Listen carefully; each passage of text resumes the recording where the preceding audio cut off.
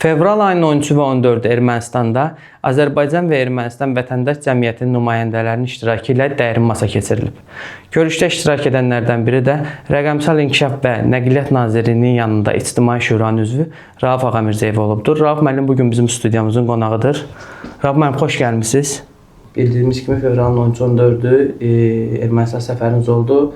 Bu səfəriniz necə keçdi? Hissləriniz, təəssüratlarınız nədir? Bu haqda fikirlərinizi öyrənmək istirdim ilk öncə.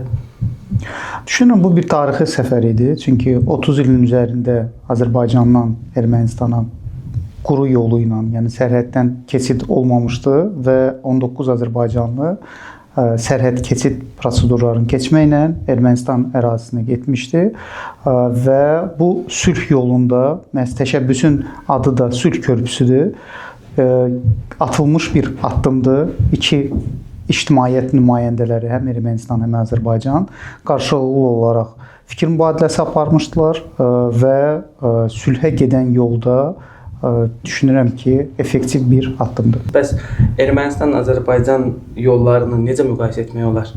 Nəqliyyatçı kimi fikirləriniz nədir bu haqda?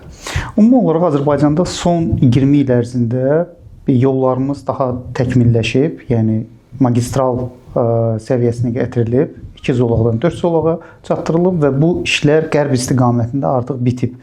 Ermənistanda sərhəd boyu demək, avtomobil yolları yaxşı vəziyyətdə olsa da, amma 2 zolaqlıdır və müəyyən sahələrdə 4 zolaqlı idi. Ümumi olaraq qənaətbəxş hesab etmək olar, amma dəhlizlər kontekstində baxanda genişləndirilməsinə ehtiyac var. Və iki ölkənin də ən belə deyim, maraqlı kəsb edən məsələ TRIP layihəsidir. Bu layihə Ermənistanda necə baxılır? Zəngəzur dəhlizi termini qıcıq yaradırmı onlarda, ya necə? Ümumi olaraq biz öz mövqeyimizi çatdırdıq.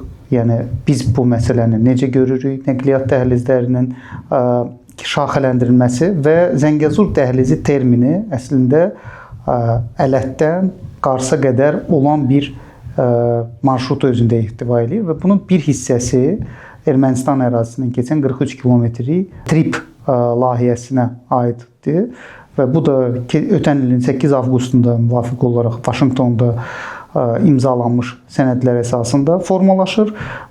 Yaxın həftələrdə daha aktiv işlər görülməsi nəzərdə tutulur.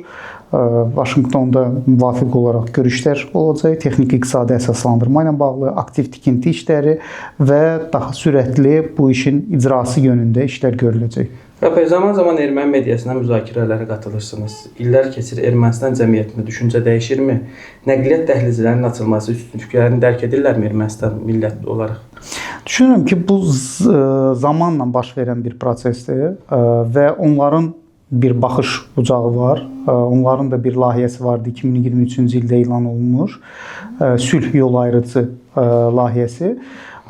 Biz öz mövqeyimizi çatdırdıq ki, bunlar bir-birini tamamlayan layihələrdir. Yəni regionda açılan yeni yollar, yeni marşrutlar əslində bütün həm iki ölkənin marağında, həm də qitələri əlaqələndirmə baxımından əhəmiyyəti böyükdür və Ermənistan bundan daha çox fayda götürə bilər.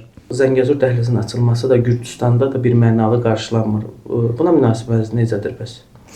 Bu illər ərzində həm Azərbaycan, həm Ermənistan Gürcüstan üzərindən daşımaları icra edir və alternativsiz bir ölkə idi Gürcüstan. Amma regionda vəziyyət dəyişir. Azərbaycan və Ermənistan arasında artıq sülhə doğru addımlar atılır və yeni marşrutlar formalaşdığı təqdirdə artıq Gürcüstan üzərindən gedən şərq-qərb üzrə marşrut yüklərin bir hissəsi Ermənistan üzərindən gedəcək və bu mənada Gürcüstanda narahatlıq var ki, onların önəmi azalacaq, amma düşünürəm ki, bu əbəs yerədir. Çünki blokadadan açılmış deyək ki, yollar yeni yüklərin formalaşmasına da zəmin yaradacaq. Bu Fars körfəzi Qaradəniz marşrutudur, hansı ki, Culfadan Naxçıvan İrəvanı keçməklə Qaradəniz limanlarına çıxacaq və bu da itkini kompensasiya edəcək.